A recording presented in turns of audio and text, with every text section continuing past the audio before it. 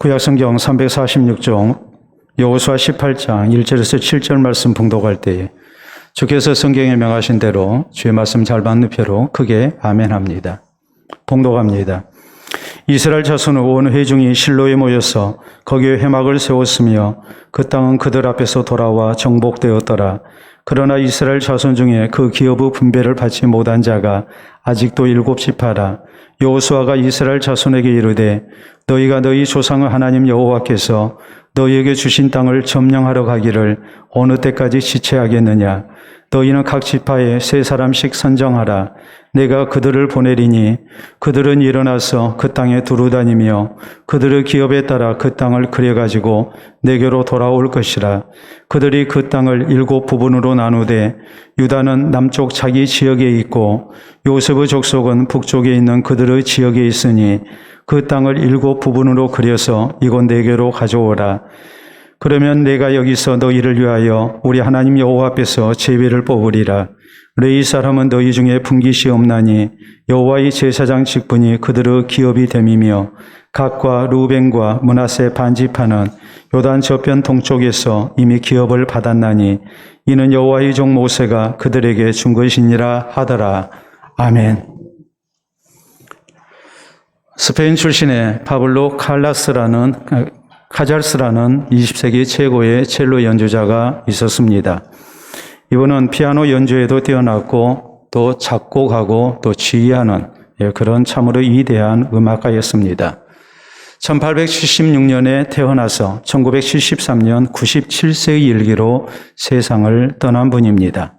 이 카잘스가 90세가 되었을 때에 거동이 아주 불편할 때 있었던 유명한 일화입니다. 당시 카잘스는 관절염으로 손이 부어서 손가락을 자유롭게 사용할 수 없었습니다. 또 허리가 굽어서 펼 수 없는 상태였고 걸음도 잘 걸을 수가 없었습니다. 뿐만 아니라 불편한 자세 때문에 호흡 곤란을 겪고 있었습니다. 도저히 더 이상의 연주는 불가능해 보였습니다. 그럼에도 불구하고 카잘스는 이런 몸으로 예정된 연주회를 진행합니다. 고통스러운 발걸음으로 간신히 피아노까지 걸어갑니다.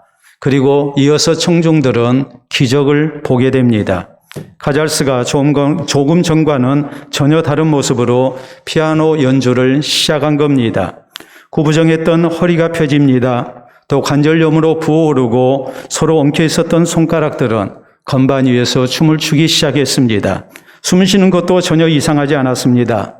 그가 성공리에 피아노 연주를 마치고 일어나 걸을 때에 그 걸음은 매우 활기찼고 키도 더 커져 있었습니다. 얼굴은 생기와 기쁨으로 가득했습니다. 청중들이 이 모습을 보고 모두가 일어나 큰 박수로 환호합니다.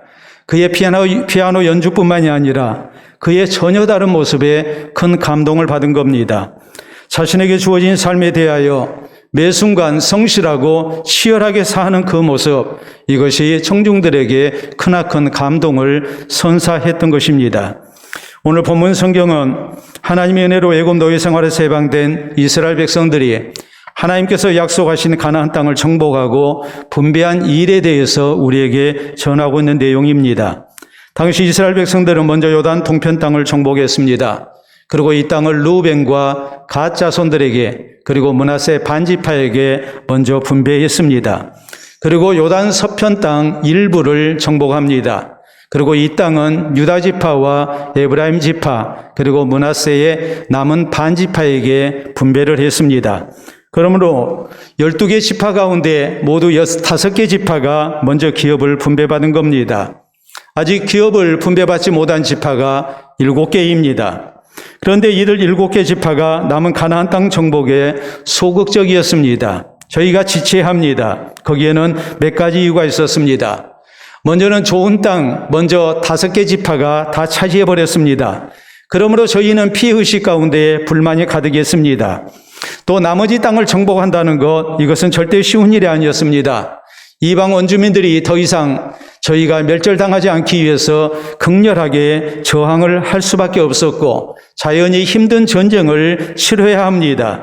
그렇기 때문에 이들 7개 지파가 나머지 땅 정복에 나서지를 아니한 겁니다. 소극적으로 나왔고 결국 현실에 안주하기를 원합니다. 더 나아가서 먼저 기업 분배를 받은 5개 지파에 대한 서운함 속에서 저희는 시기와 반목을 할 수밖에 없는 이스라엘의 공동체가 심각한 분열의 위기에 빠지는 그런 상황이 되고 말았습니다. 이런 상황에서 지도자 여호수아는 3절에 이렇게 말합니다.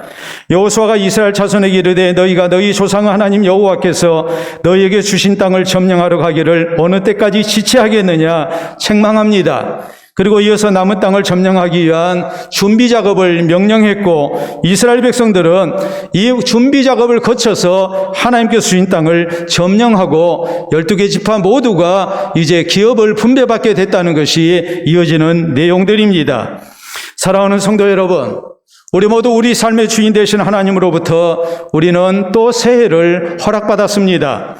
우리 성도는 마땅히 이 새해를 매 순간 성실하고 또 치열하게 살아야 합니다. 그래서 이 새해가 우리 하나님께서 주시는 복된 새해가 되게 해야 합니다. 우리가 이 새해를 정말 복되게 살아가는 성도가 되어야 됩니다. 그러므로 이 시간 우리 모두 본문 성경을 통해서 여호수아와 이스라엘 백성들이 어떤 신앙 자세로 하나님께서 주신 땅을 점령했는지 우리가 살펴봐야 합니다.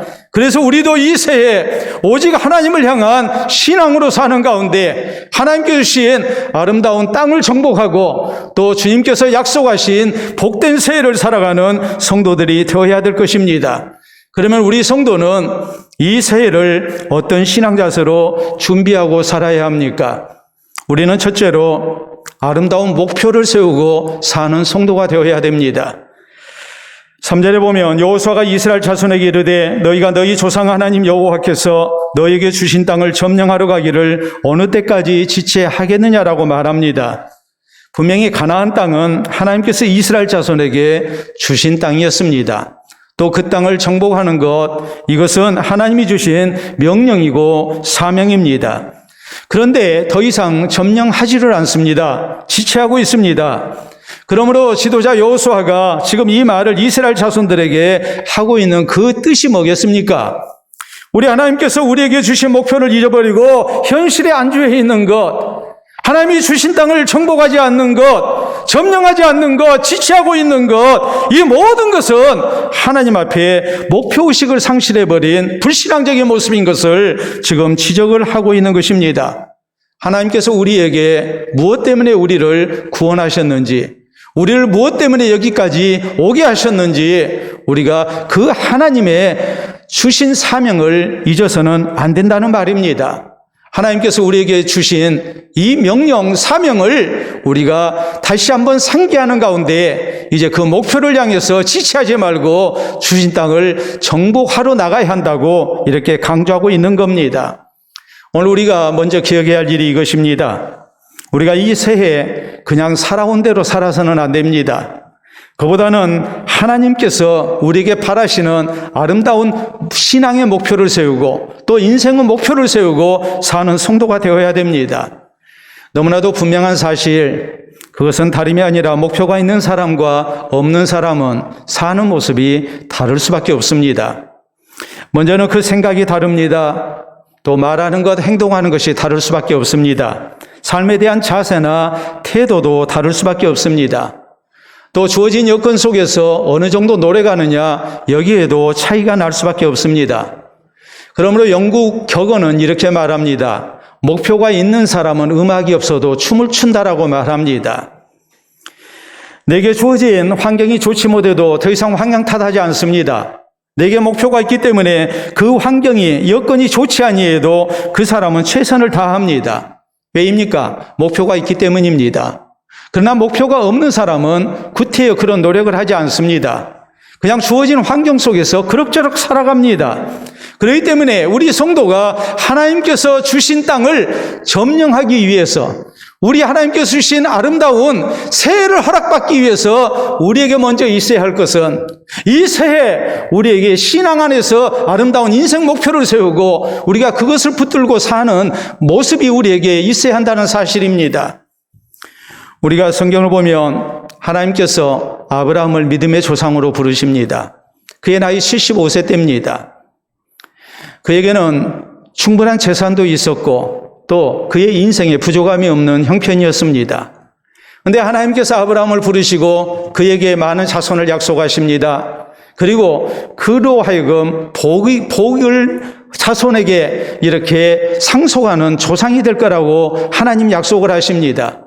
이 하나님의 약속을 붙들고 하나님이 주신 새로운 목표를 향해 나아갑니다. 내가 내게 지시할 땅으로 가라 했을 때 그는 미련 없이 고향을 떠납니다. 그리고 하나님의 약속을 붙들고 그는 새로운 인생의 길을 새 출발합니다.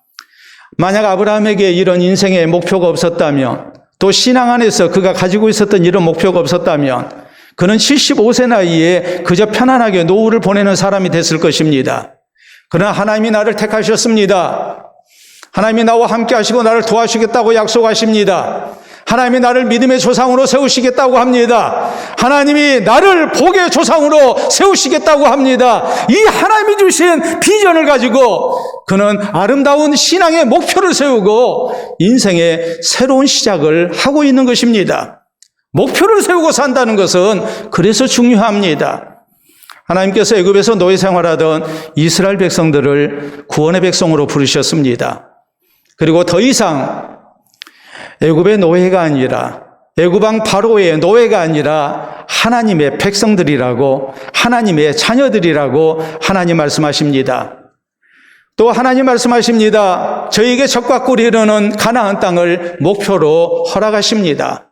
뿐만 아니라 이 백성들에게 앞으로 제사장 나라와 제사장 민족이 돼서 세상 많은 백성들을 하나님 앞에 돌아오게 하는 민족으로 하나님이 사용하실 것을 이렇게 새롭게 목표를 주십니다. 그런데 이스라엘 백성들 이 목표를 상실해버립니다. 상실한 결과가 무엇입니까? 앞을 바라보는 대신에 자꾸 뒤를 바라봅니다. 애굽 생활을 동경합니다.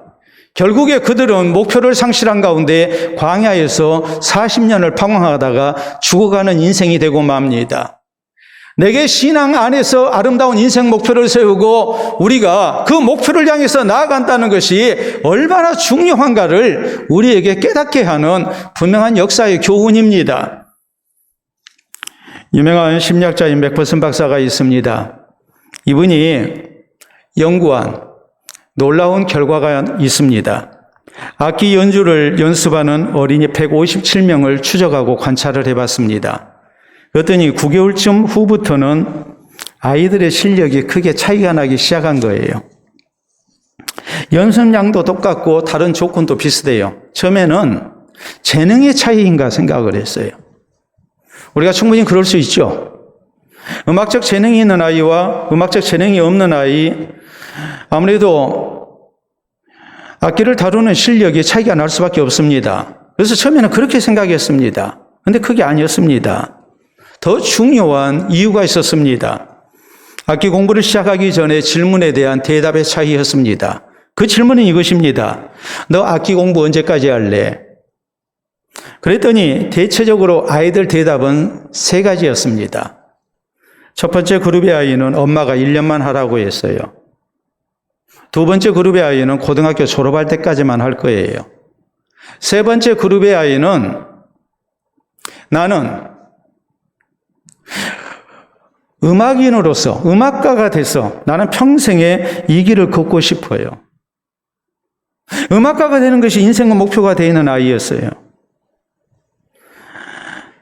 그 차이가 어떻게 나타났냐면 1년만 악기 연습을 하겠다는 아이와 고등학교 졸업할 때까지 하겠다는 아이의 실력 차이는 4배 차이가 났습니다.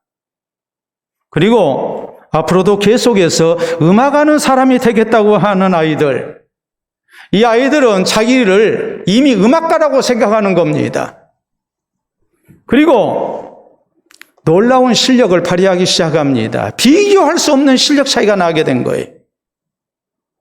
사랑하는 성도 여러분, 우리가 한 해를 사는 것도 마찬가지입니다. 아무런 신앙적 목표도 없고 인생의 목표도 없고 그저 살아온 대로 살겠다고 하면 우리는 이 한 해를 또 허송세월하게 될 것입니다. 내 삶에 아무런 진보도 없고 신앙의 성숙도 없고 살아계신 하나님의 은혜와 복도 우리가 체험하지 못할 것이고 또한 우리의 인생에 있어서 1년을 낭비하는 결과밖에 가져오지 아니할 것입니다. 그러나 그것보다는 이 새해를 맞이해서 내 마음을 새롭게 하는 가운데 내가 신앙 안에서 아름다운 목표를 세우고 내가 하나님께서 기뻐하시는 모습으로 사는 가운데 또한 살아계신 하나님을 의지하고 내 인생의 목표를 우리가 세우는 가운데 그 목표를 향해 나아간다면 이 한 해는 분명히 우리에게 다른 모습으로 다가오게 될 것입니다. 그렇기 때문에 우리는 어떻게 살아야 합니까? 그저 하루하루 사는 게 아닙니다. 하루의 목표가 있어야 합니다. 일주일의 목표가 있어야 합니다. 한 달의 목표가 있어야 합니다. 이 새해의 목표가 있어야 합니다. 내가 신앙적으로 더욱 성숙하기 위한 목표도 있어야 하고 살아계신 하나님을 의지하는 가운데 내가 인생의 아름다운 목표를 세우고 그것을 이루기 위한 이런 비전을 가지고 살고자 하는 자세가 우리에게 있어야 합니다. 매 순간 우리는 이 목표를 세우고 성실하고 치열한 모습으로 살고자 하는 사람이 되어야 됩니다. 하나님께서 나를 믿음의 백성으로 부르시고 나를 통해서 이루고자 하시는 하나님의 그 뜻을 생각하면서 우리가 신앙 안에서 아름다운 목표를 세우고 사는 성도가 되어야 됩니다. 그래서 하루가 지나고 일주일이 지나고 한 달이 지나고 한 해가 지나갈 때에 우리의 신앙이 더욱 성숙되고 또 하나님께서 우리가 세웠던 그 목표에 근접케 하시는 아름다운 한 해를 허락받는 우리 모두가 될 수 있기를 바랍니다. 둘째로 우리가 하나님께서 주신 땅을 점령하기 위해서는 목표를 세우고 그 목표를 향한 최선을 다하는 삶의 자세가 필요합니다. 4절에 여호수아는 이렇게 말합니다. 너희는 각 지파에서 세 사람씩 선정하라. 내가 그들을 보내리니 그들은 일어나서 그 땅에 두루다니며 그들의 기업에 따라 그 땅을 그려가지고 내게로 돌아올 것이니라. 아직 기업 분배를 받지 못한 지파가 7개입니다. 각 지파 세 사람씩 21명을 선발해서 저희로 하여금 하나님께서 주신 땅을 탑사하고 지도를 작성해서 가져오라고 말합니다. 이어지는 5절로 6절에 보면 그들이 그 땅을 7부분으로 나누되 유다는 남쪽 자기 지역에 있고 요셉의 족속은 북쪽에 있는 그들의 지역이 있으니 그 땅을 7부분으로 그려서 이건 내게로 가져오라. 그러면 내가 여기서 너희를 위하여 우리 하나님 여호와 앞에서 제비를 뽑으리라라고 말합니다. 12개 지파 가운데 이미 기업 분배를 받은 5개 지파를 제외한 이 나머지 땅을 탑사해서 지도를 그려서 가져오면 이제 7개 지파를 위해서 하나님 앞에서 제비를 뽑아서 저희에게 땅을 분배해 주겠다고 말합니다. 7절에 보면 레위 사람은 너희 중에 분깃이 없나니 여호와의 제사장 직분이 그들의 기업이 됨이며 각각 루벤과 므낫세 반지파는 요단 저편 동쪽에서 이미 기업을 받았나니 이는 여호와의 종 모세가 그들에게 준 것이니라 하더라라고 했습니다. 기업 분배를 받지 못할 지파에 대해서 언급을 하죠. 레위 자손은 기업이 없다. 왜냐하면 하나님의 제사장 직분이 기업으로 허락이 됐기 때문에 하나님을 섬기는데 온전히 헌신하는 사람들이지 않느냐. 그렇기 때문에 하나님께서 명령하신 대로 하나님께 드려지는 제물을 그 보상으로 저에게 허락할 것이고 그렇기 때문에 기업은 없다라고 말합니다. 또 gad과 루벤과 므낫세 반지파도 기업이 없다고 말합니다. 전임 지도자인 모세 때에 이미 요단 동편에 기업을 분배받았기 때문입니다. 자, 여기서 강조되는 내용이 무엇입니까?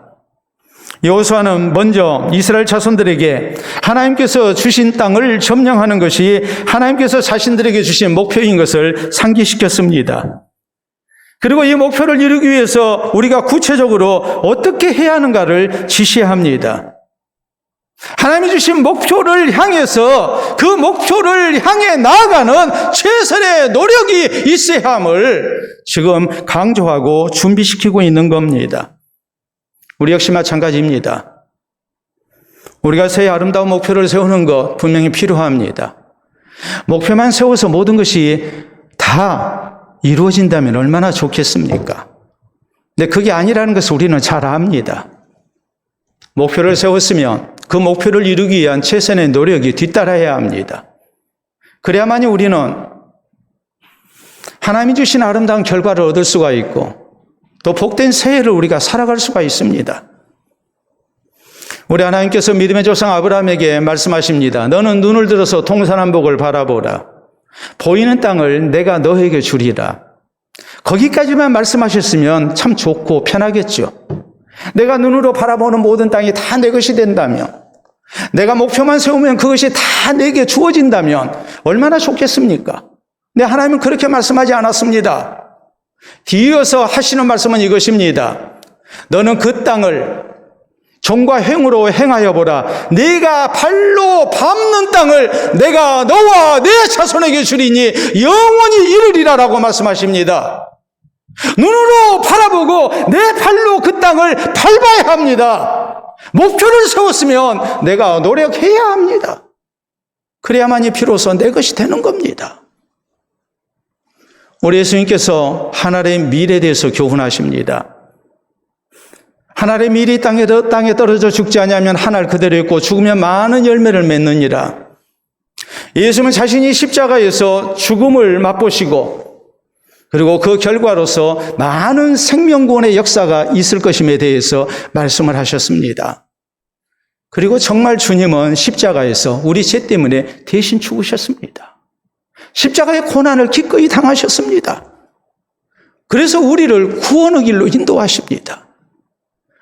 하늘의 밀이 땅에 떨어져 죽음으로 말미암아 많은 열매를 거두게 된 것입니다. 노력 없이 절대 최선의 결과는 우리에게 주어지지 않습니다. 최선의 노력이 있어야만이 가장 좋은 결과가 하나님으로부터 허락됨을 잊지 말아야 합니다. 1930년대 미국의 경제 대공황이 찾아왔습니다. 보통의 불경기가 아닙니다. 경제가 완전히 무너지는 엄청난 대공황 사태가 일어났습니다. 공장들이 문을 닫습니다. 실직자들이 쏟아집니다. 대학을 졸업했지만 취업을 할 수가 없습니다. 많은 사람들이 파산을 해서 극단적인 선택을 하고 젊은이들이 꿈을 꿀 수 없는 그런 암울한 시대가 찾아왔습니다. 사람들이 위해서는 못 살겠다 그러고 정부에 항의하기 위해서 수도인 워싱턴으로 전국 각지에서 모여들어서 어마어마한 집회를 계획합니다. 항의 집회입니다. 이때 한 청년이 이 시위에 참가하기 위해서 워싱턴행 기차를 탔습니다. 가는 도중에 한 도시역에 잠시 기차가 정차하게 됐습니다. 그런데 다른 도시와는 반대로 그 도시에 큰 공장이 건설되고 있었습니다. 이 청년은 기차에서 내려서 지나가는 사람에게 물어봤습니다. 그랬더니 철강 공장을 건설 중이라는 겁니다. 이 청년은 이 말을 듣고 기차를 다시 타지 않았습니다. 대신에 공사 현장으로 가서 책임자를 만났습니다. 혹시 일할 사람이 필요하지 않습니까?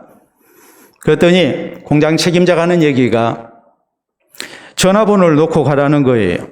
그래서 전화번호를 쪽지에 써주고 집으로 돌아와서 전화를 기다렸습니다. 그런데 아무 연락이 오지 않습니다. 아, 채용이 안 되는가 보다.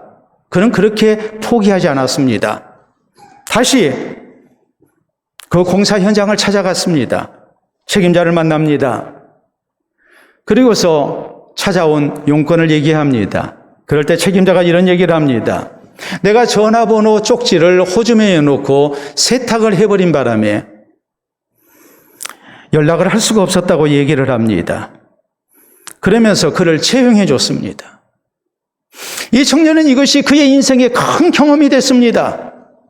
인생을 살다 보면 원치 아니하는 실패도 우리가 맛볼 수 있고 어려운 일도 만날 수 있는데 그렇다고 해서 거기에서 좌절하지 말고 모든 일에 주어진 환경 속에서 최선을 다하게 될 때에 길이 열린다는 것을 그는 믿게 됐습니다.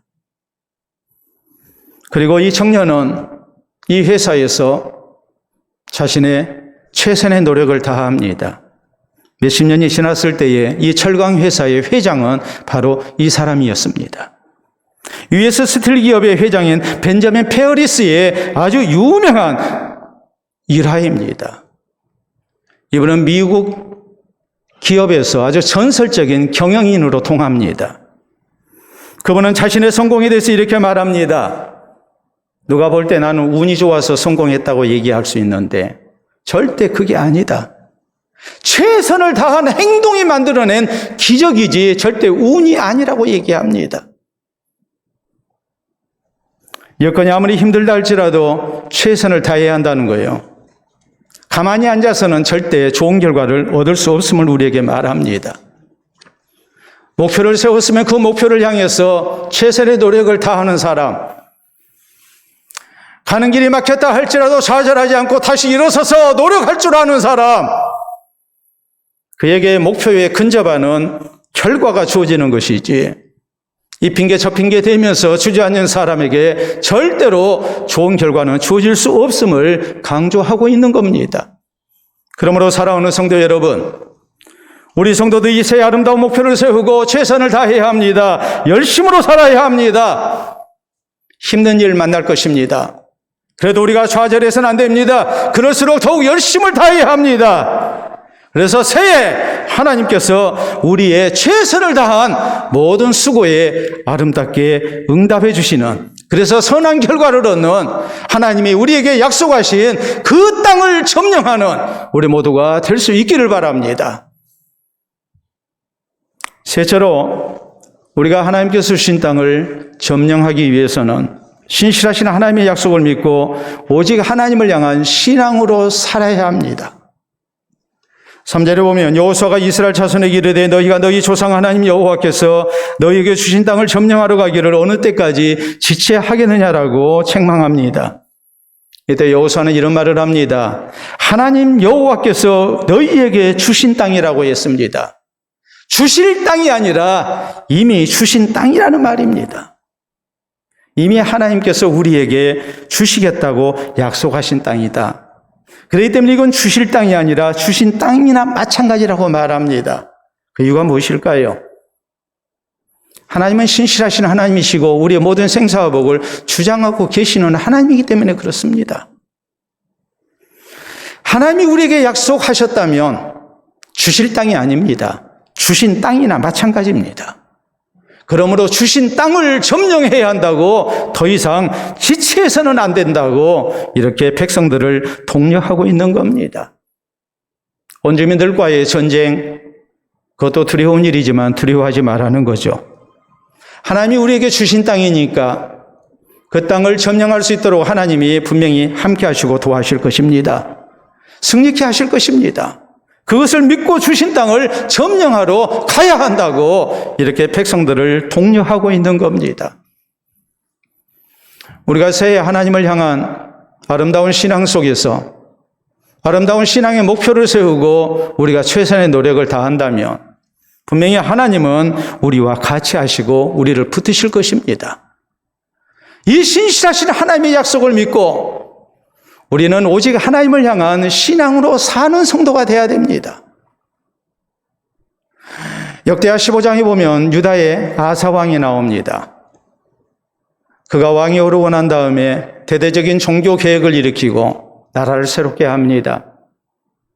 하나님을 향한 신앙으로 살고자 애를 씁니다. 쉽지 않았습니다. 저항도 있었고 어려운 일도 있었습니다. 이때 하나님께서 선지자를 시켜서 아사 왕에게 말씀하십니다.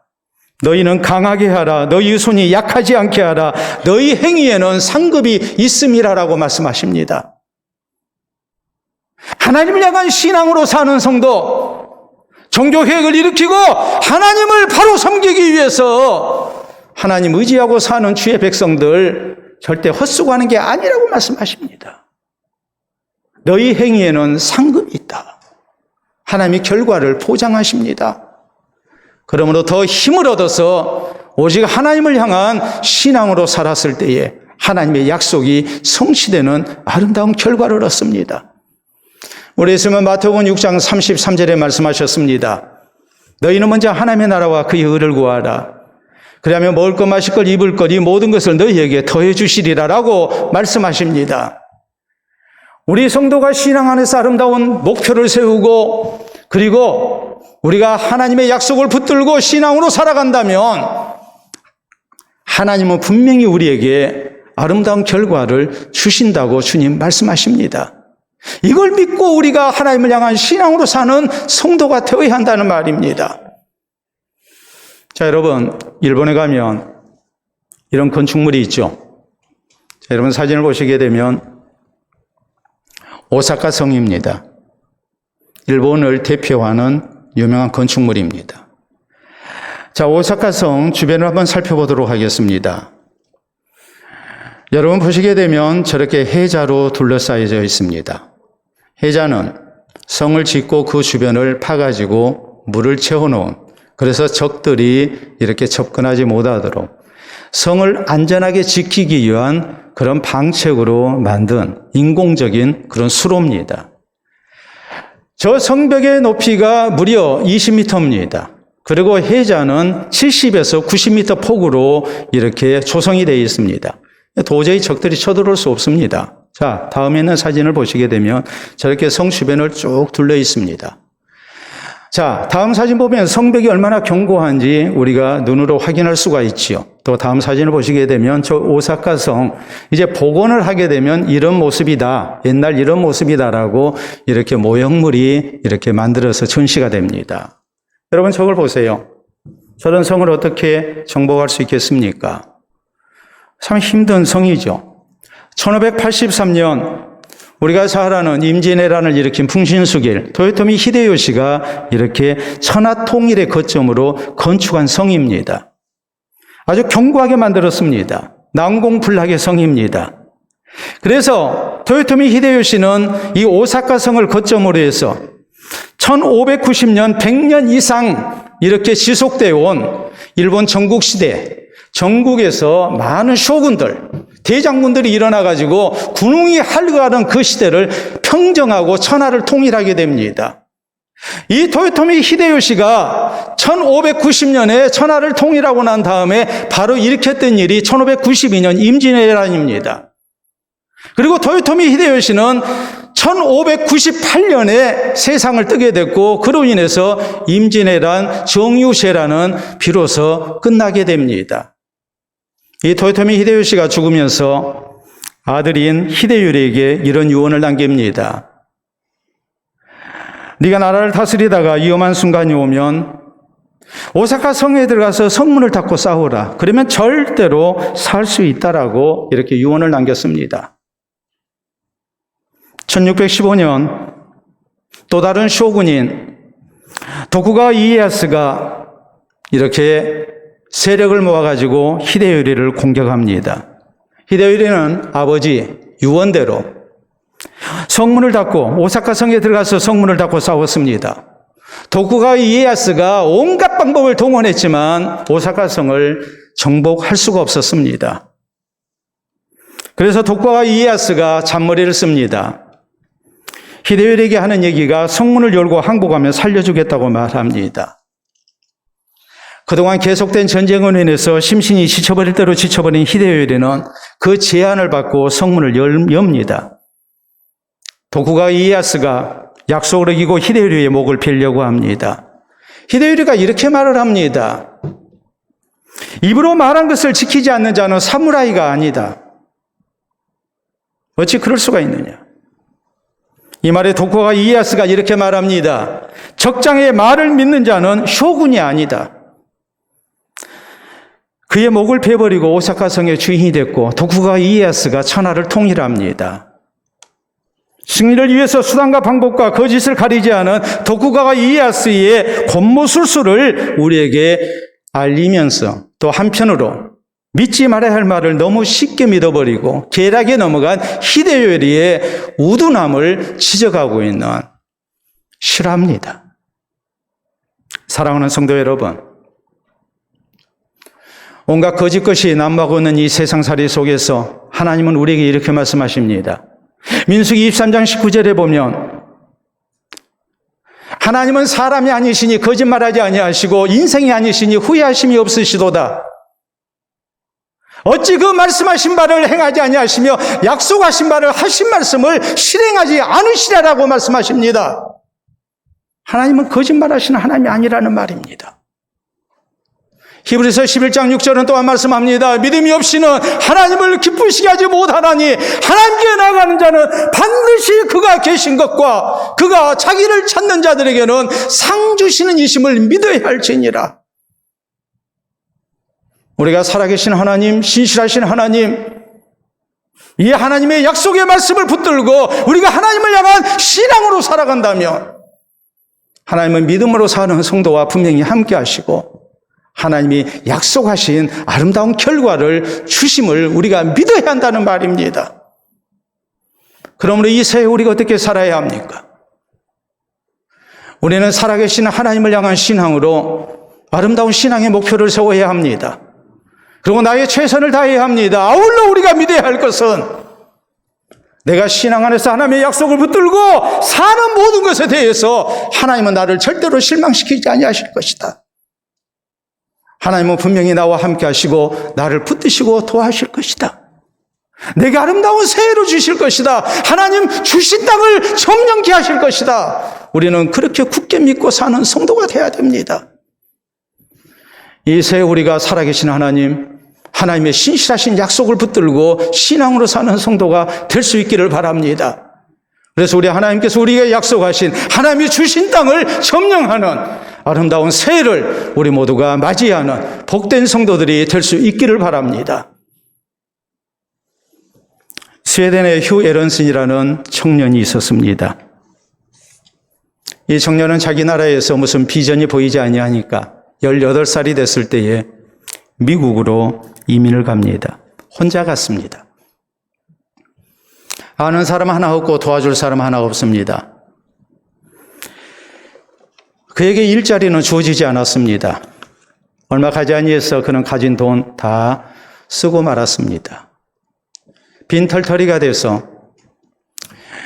내가 혹시 살 수 있는 땅이 어디 있을까 해서 무작정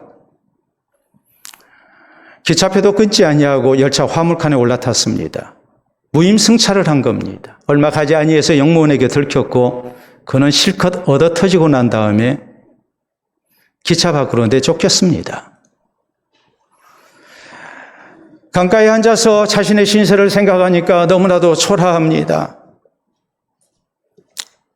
어린 나이에 고국을 떠나서 부모의 품을 떠나서 그가 미국 땅으로 이민 왔는데 돈도 다 떨어지고 앞길은 막막하고 당장 끼니를 해결할 수 있는 길도 보이지 아니하고 이런 인생 살아서 무엇 하나 생각하면서 흐르는 강물을 보면서 그는 자신의 몸을 던져버리는 그런 극단적인 선택을 생각하는 지경까지 갔습니다. 그 순간 그에게 성령께서 주시는 깨달음이 있었습니다. 너 지금까지 너의 최선을 다했다고 생각하느냐? 네가 정말 죽을 고생을 했느냐? 아니면 죽을 마음을 가지고 죽자고 한번 살아봐야 하지 않겠느냐? 살아보기 위해서 죽을 고생을 다하는 그런 노력을 해야 하지 않겠느냐? 성령께서 그를 깨우쳐 주십니다.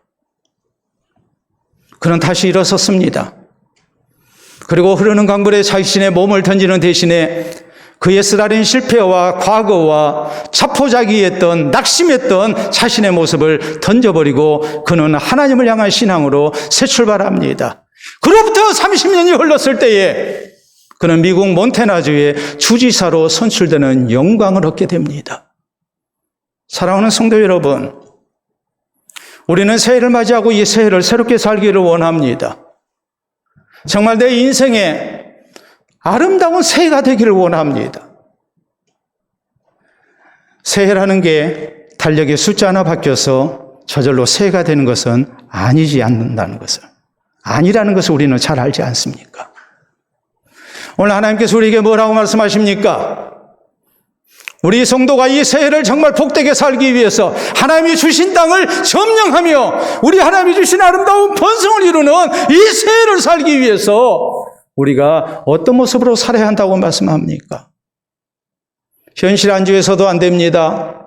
어려운 현실 때문에 자포자기해서도 안 됩니다.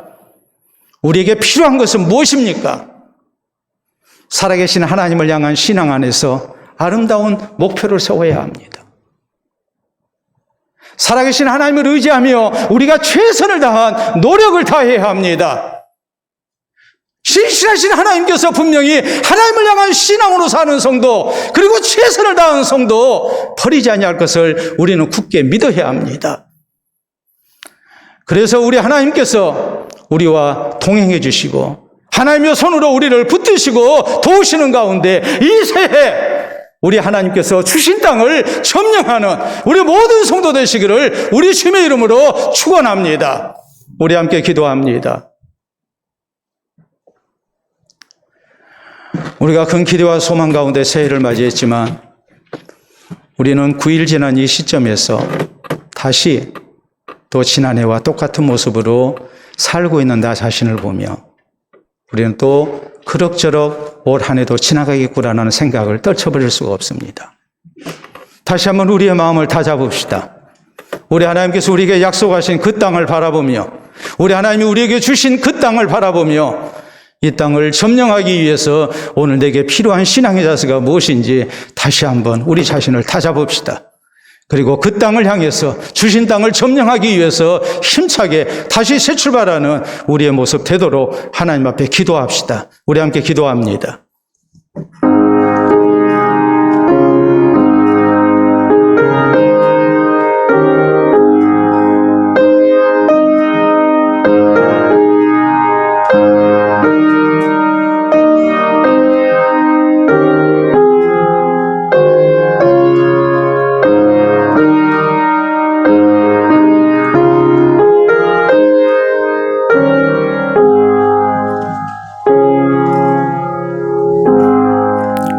자비로우신 우리 아버지 은혜를 진심으로 감사합니다. 넘어지고 상처투성이었던 지난 한 해를 뒤로하고 우리에게 새해를 허락하여 주셔서 우리에게 새 소망 가운데 이 새해를 살아갈 수 있도록 도우시니 참으로 감사합니다. 오늘 다시 한번 주의 말씀을 통하여 우리 자신의 마음을 다잡고 주께서 우리 가운데 약속하신 우리에게 주신 땅을 향하여 우리가 나아가기를 원합니다. 이 새해 신앙 안에서 아름다운 목표를 세우고 살아계신 하나님을 의지하며 오직 믿음으로 살아가는 우리 되게 하여 주시옵소서. 내가 할 수 있는 최선의 노력을 다하며 어려운 여건 속에서도 열심을 다하여 살아가는 우리 성도들 되게 하시사 7번 넘어진 자리에서 8번째 일어나게 하시고 또 아름다운 목표를 향하여 한 걸음 한 걸음 나아가는데 부족함이 없게 하여 주시옵소서. 주께서 우리 가는 길 통행하여 주시옵소서. 주의 강한 손으로 우리를 붙드시고 도와주시옵소서. 믿음으로 살며 열심을 다하여 사는 성도들에게 주의 위로가 있게 하시고 또한 하나님께 주시는 격려가 있게 하시고 때를 따라 도우시는 은총이 나타날 수 있도록 역사하여 주시옵소서. 그래서 이 새해 우리 하나님께서 주시는 아름다운 결과를 얻고 하나님을 찬양하는 우리 모든 성도들 되게 하여 주시옵소서. 특별히 우리의 사랑하는 젊은 청년들을 하나님 기억해 주시고 이 말씀을 통하여 더욱 위로받게 하시고 소망을 갖게 하시고 꿈을 꿀 수 있도록 인도해 주시옵기를 원합니다. 또한 저희가 넘어진 자리에서 다시 일어나 우리 하나님을 의지하고 믿음으로 살아갈 수 있도록 도와주시옵기를 원합니다. 그래서 아름다운 결과를 얻고 하나님을 찬양하며 주의 영광을 노래하는 저희 모두가 될 수 있도록 인도하여 주시옵소서. 사랑하는 우리 모든 성도들에게 하나님의 주신 땅을 다 점령하고 우리가 함께 하나님 앞에 크게 영광을 돌려드리는 이 새해가 되게 하여 주시옵소서. 감사하오며 예수님 이름으로 기도하옵나이다. 아멘.